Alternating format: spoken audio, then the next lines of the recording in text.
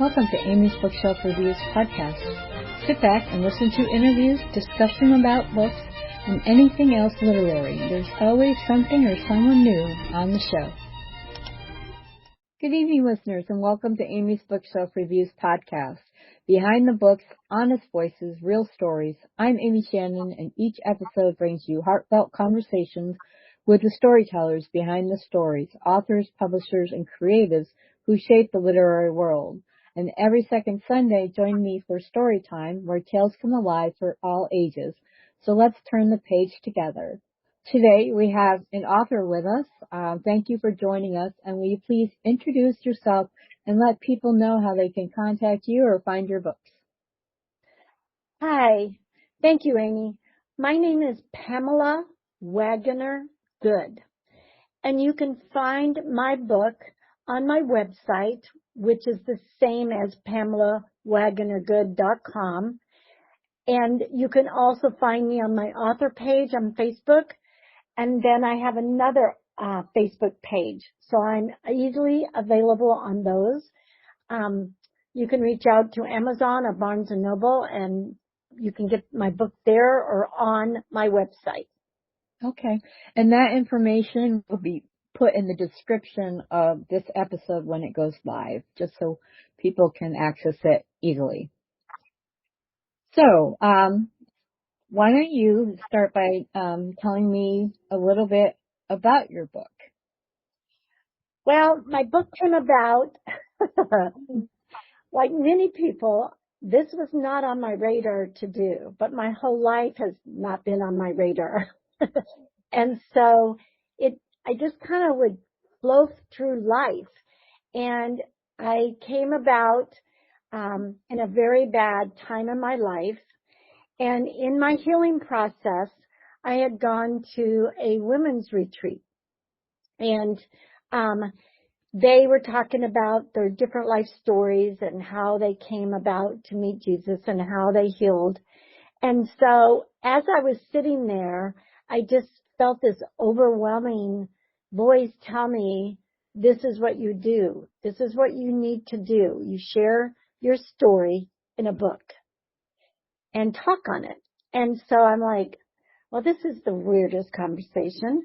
I don't think so. I can't write a book. I mean, I was in special reading a lot of my life in school, and people still correct me on pronouncing words. So I thought, yeah, that's not going to happen. But, and it just kept edging at me as I was trying to go through my different life cycles, which were very many. And so, my book came about from that. I started going and listening to messages, and eventually I started journaling. And I thought, okay, it's still here. I guess this is what I should do. And my goal with my book was to inspire others, because it took me so long in life to understand that there was a really great life out there, and I was made for more, like all of us are, right? And I felt it just took me so long to get there. I lived in the dark in just survival mode. So you really don't dream. You really don't think, oh, I want to do this. I'm going to try to do this. I just did what came at me, and I just worked, and everything that just kept coming at me is what I did just to survive in life. And even though I thought I was living, I wasn't. So my book came about when I wanted to write this to share with my family so they understood my life as a young child and my siblings. I wanted all of our nephews and nieces to understand where we were coming from in our young adult life, because it was tough growing up with a mother who had a mental illness. And that book starts out with that, how my life fell apart because I did not know how to work through the trauma of my childhood. And I wanted others to be able to do that way early in life. So if you can imagine, I always have my audiences just close their eyes and listen to me start off by saying I was a 4-year-old child navigating life with a beautiful mind mother who was diagnosed with paranoid schizophrenia. And my siblings and I had to learn to do life on our own. Our dad was around working 2 or 3 jobs, but we just pretty much fed ourselves, ran over to our grandma's every now and then across the street, and then just did what we had to do. Schoolwork. We all started working really young. And so I asked people to just imagine this 4-year-old girl listening to her mother talk, and you can't understand a word she's saying, and she's talking to someone out the window across the street. And imagine this little girl at 4, her little young brother is crying because he's hungry, and he's little, and I'm only 4. My sister is only 5, and our mother's smoking cigarettes, angry, talking across the street and not paying attention and not feeding my brother. I didn't know how to feed him. And he was crying and crying. And then imagine this little 5-year-old girl coming home one day from school and finding her mom with a broken arm and 2 black eyes.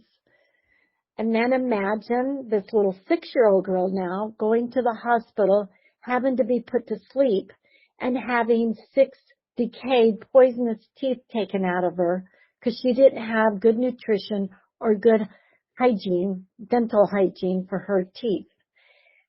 And then I asked them to take a deep breath and open their eyes and look up here on the stage and see that same little girl living now, thriving in life and living the life God created for her. So my book takes you on that journey of how I got there and what I went through and the things I did to try to survive and finally learning to thrive in life. And my goal is for others to be able to read some of those messages in the book and understand what they can do at a much younger time in their life and to not carry the trauma, the strongholds that were put on me about I wasn't good enough, I'm not worthy, I can't do this, and the guilt, I had a root of rejection inside me that was just deep. And those things will eventually carry over to the people you love, and especially to your children. And so I want to encourage people by reading this is please look at yourself, take a deep look at yourself and get rid of those so you can have a full life as we are made for more. Did your mother ever receive proper health care? She did. And that was the other thing, that my father was always working. That's why he wasn't around a lot. He was always working because he was trying to pay for some care for her. He actually went bankrupt trying to do it. And he just got exhausted and finally she got so bad, he had to send her away and go live with her family in California because she got violent. And so he wanted us out of the house, and he tried. She had ECT, which is the electrical shock treatment. Mm-hmm. And later in his life, he realized that sometimes isn't the best thing, but he didn't know, and he just listened to what the doctors said, right? Right, yeah. And in my research, I learned so much more about schizophrenia and the different stages and the love and patience and the safety they need, which my dad didn't understand. He was trying to raise 4 babies. My brother was a little older. He was 9 when this happened to my mom, but the rest of us were pretty young. And, there was a judge in town thought maybe it was time that he'd take us away and put us in different homes. But that was a big fight and battle for my dad. And he says, no way are you taking my kids. And, he had friends and family that when she was in the hospital, when we were very little, he would, take us over to their house for a week. But he tried to get her treatment several times. And Mm. even later in life, I had to put her back in the hospital. So when she fell apart again. So, it was just, back then, a lot of people didn't know. They just warehoused them and they would try this and they would try that. But they know so much more about it now, which makes sense to me how all Yeah, four of us came through, and we may have the gene, but we are not mentally ill right now. right. Well, that's a good thing. I mean, my mother had some mental health issues, and so did my father. Both were caused by childhood trauma. So I kind of understand, um, even now, with it, it's trial and error based like on medication. I have Yes. a special needs son, and he's off all of his meds now. He's an adult, but as a kid, he was on so many. Um, and because he was bipolar and autistic, so it was trial and error with his meds. We'd send him to the hospital, he'd get new meds, he'd come home, and either he was fine or after a while, he would end up psychotic, so we'd have to send him back. Yeah. So, but even now, we don't have I hope we still don't have the electroshock treatment, but even with Well, medications and all the stuff they know today, each person is different. So yes. you don't know what's going to work until you try it. So, You don't. You don't. And then after a while too, that med may not work anymore. I learned that with my mom. I had to get her on some new stuff. And you're right. Each person is different. Meds are different. She was doing great until I was going through a divorce, and that threw her in a non-safe place for her. yeah, And so, yeah. And again, there's so many triggers, your hormones. I learned so much about the trauma, your environment, your chemistry. I have a yeah, cousin who he had a hard trauma as a child too. His whole family did, but the difference is sometimes is like he started to do some drugs in college and that triggered it. It triggered it all. wow, And it's amazing the different drugs and your chemistry and the hormones and your environment, and just that gene is there. It is dormant, and sometimes it gets triggered, sometimes it doesn't. And like you yeah, said, a lot of people have that issue from PTSD from something, whether childhood trauma or they were in the military. yeah. My sons had to deal with the trauma. 20 years ago, my husband tried to kill me. So I have PTSD and some I have some physical issues, and they've gotten worse over the years, but my focus was on my kids and hoping, because their father, I believe, was bipolar, but he self-medicated by drinking too much, doing drugs, and that led him to wanting to kill his wife, the only person who actually loved him.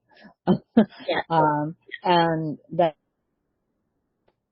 I had to raise my three sons by myself, and it wasn't easy, but I did it, and they just wanted to be safe from their dad. He went to jail, and then after he got out of jail, he died.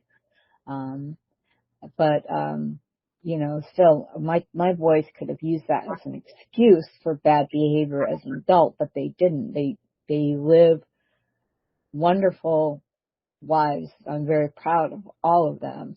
So, and I do understand, because I mean, my dad had issues, my mother had issues, and now I have my dad. My mother passed away young, 44, and my dad's in end stage dementia. He's in a memory facility. So we just kind of knew that that was going to happen because he had a head trauma that was really bad as a kid. And when you don't know what's wrong with you and you just act certain ways, it's you try to figure out, okay, what's wrong with me and how can I feel better, you know? So sometimes people just they do the self medication, you know, they take Yep. drugs or and sometimes it's over the counter, sometimes prescription, but after a while it runs out and then you look for some other kind of outlet.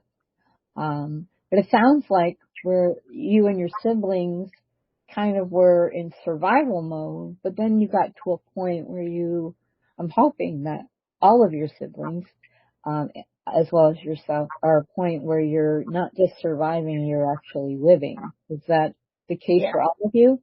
That's great. You know, it is. We each did it differently. Like I had a couple, the two older, we all shoved it. We all shoved it deep. Yeah, There's no way. I was, I was just in the mindset, and same with my younger brother. Um, we've done this our whole life. I can handle whatever anyone throws at me, and I will survive this, and I will get through this.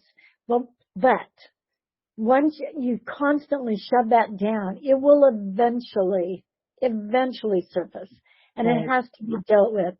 And I think I hit such a dark place that I knew eventually I figured it out. I needed to figure it out, what happened to me, and to get it out of me. And as I did that, I am writing this, I included all my siblings, and I would call them all the time and ask them questions. Do you remember this? What about this? Because I was pretty little and through a lot of this. And my right. older brother was pretty traumatized because he was older, right?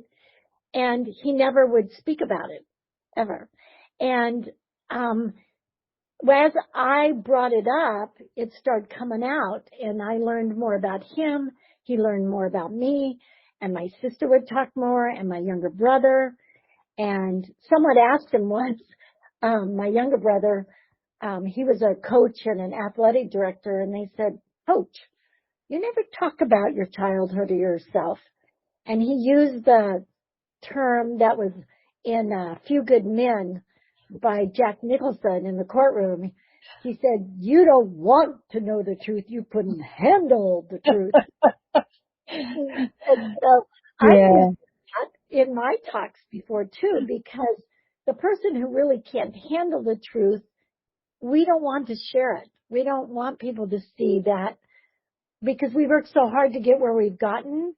We right. don't want people to see, "Oh, that's why you act like that. You're broken," or "This was in your life," or "No wonder you're weird. You know, you come from a Yeah, family of mental illness."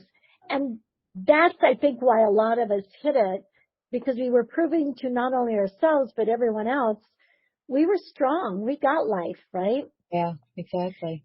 But we're all much better place now, and it's more open, and they can talk more. And my one brother's wife, she now understands a lot of things. Well, that's good. That's really good.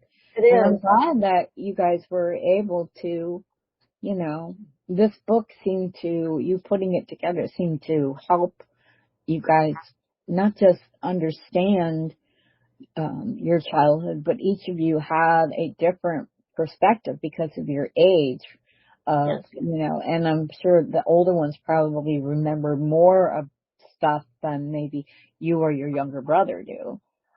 You said you had an excerpt you wanted to read. You could Oh, do that now sure. if you wanted to. Sure. I will read just a little bit of the preference, the That's beginning. okay. No problem. Okay.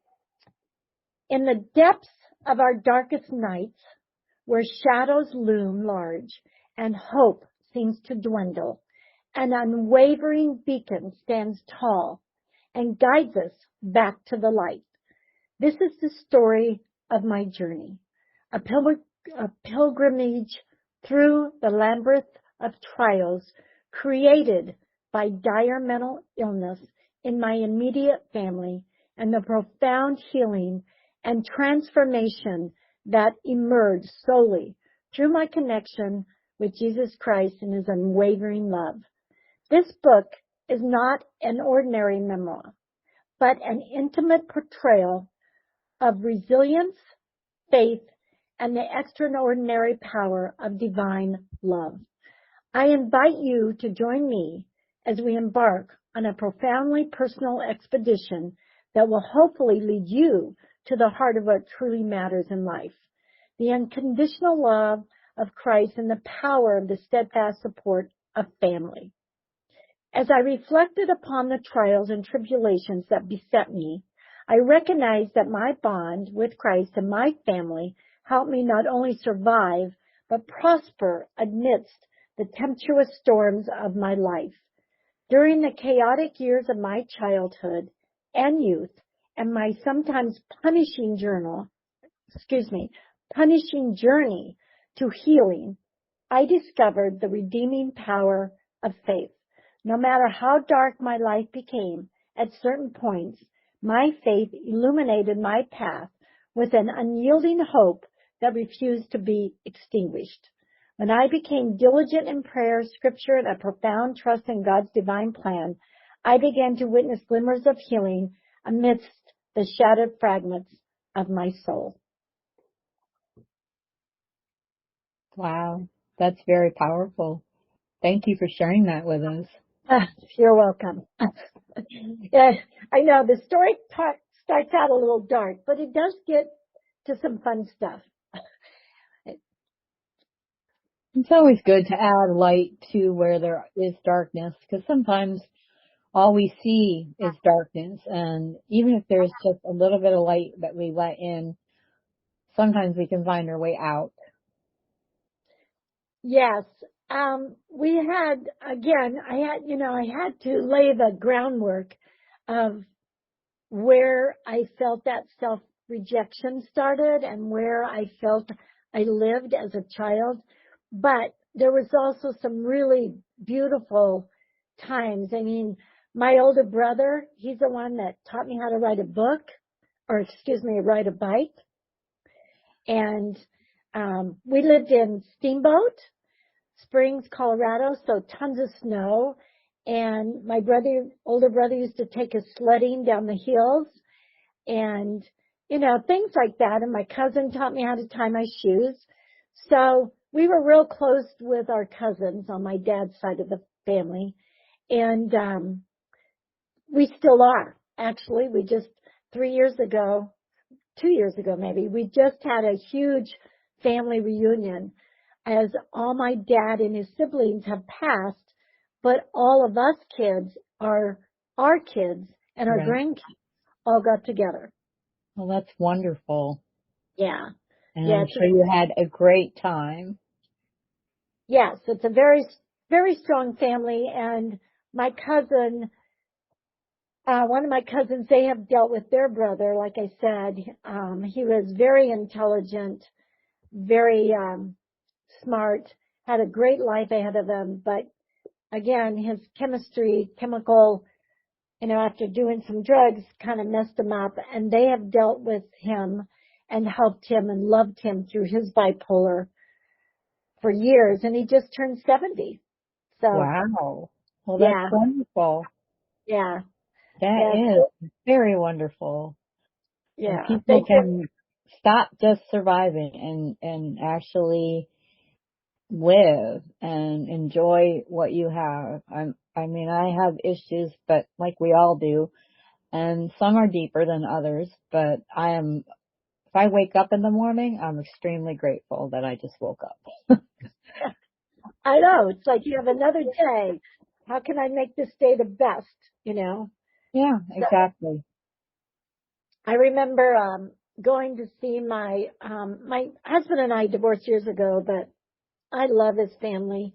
And that's kind of how I helped myself get through life was the boys in my life, the boyfriends and my husband, their family became my family, and Hmm. they were wonderful families. And I was holding and rocking her. She was 98 years old. And it was time. It was time she went home Yeah. to be with the Lord. And I was sitting there rocking him, and just like a young child, I was holding her and rocking her and praying for God to take her home. But I was sitting there going, oh my gosh, she's this age and I'm this age. I better get going in life. I better start experiencing things and just making the most out of it, because most of my life I just did survival mode. And so it's time I live and live full. And I'm going to finish this race just doing it all out. Oh, I get it. My grandmother, she died a couple of years ago, but she was 101, and the only reason she passed away at that age was because she had fallen, and she was on the floor for so long. She was 98 pounds soaking wet, so she said she woke up, she was fine. We talked on the phone when she was in the hospital. I made her laugh, and then she was only supposed to stay overnight, and the next morning I got a call that she was basically catatonic and she was dying because the proteins in her muscles, what was left of them, were breaking down and poisoning her system. But I went in and each day before she passed, I sat with her where people were sitting with her. I actually stood up and walked over and looked down at her in her eyes, and it was like she couldn't speak, but she was trying to communicate with me. Everyone, sitting down, just like sitting around her bed, and not that there was anything wrong with it, but I just had to get up and look in her eyes and tell her it was okay. And then she passed away on that July 4th, but I was just lucky that, I mean, I hated seeing her like that, but she knew who I was, even if it was just a glimpse in her eyes, she looking at me. I mean, we were best friends. I mean, she knew me my entire life, so we were always very close. And as we got older, or as she got older and I got older, it was more of a friendship, not just being her granddaughter. And it was one of the best relationships I've ever had. Oh, And that that's just hard. showed me, I mean, she lived 101. I mean, she had this thing, like, she was like, yeah, well, my brother died, or, not like nonchalant, but she was so used to, even though she would grieve inside, but all of her siblings died, her parents died, well, her parents died before her siblings all died. She was a middle child, and my aunt and uncle were taking care of her, but still, she loved to go out and sweep the needles off the front porch. And that was her thing. She couldn't do a lot, but she could still sweep. And as she got older, I think she got more of a better sense of humor as well, too. And I cherish that. And she would, I think just, she's still with me no matter what. And she makes me want to get up, as my kids do. Get out of bed, do something. Yep. Got to have a purpose. And Yeah. her purpose was sweeping the needles. That's awesome. I love that. Yeah. And she would tell me about it, and then she's like, and then the wind would blow, and the leaves would go back down. She's like, why do we have to live under pine trees? I And love then she that. turned around and that they were so beautiful. But yeah, I mean, it was something. I Yep. really want to thank you for being on the show, and you are welcome anytime to come back, because not just because that you're now a published author, but be, because you understand and you've gone through a lot, and there are still, even now, stigmas on people who have mental health issues. For Not sure. everybody understands. So I think sometimes as people with experience, that can, help shape the world in a different way. So That's thank true. you very much for being on my show. Well, thank you for having me and sharing your story a little bit with me. I appreciate it. Well, thank you. It's the end of another great conversation. Thank you for being on the show, and thank you, audience, for listening. If you wish for you or your book to be on the show, just go to amysbookshelfreviews.com/podcast and schedule your pre-recording. Please follow this podcast on Spotify. I'm Amy Shannon. Be safe, be well, and always be kind. Tune in here again next week for another tantalizing discussion. Thank you for listening to Amy's Bookshelf Reviews podcast.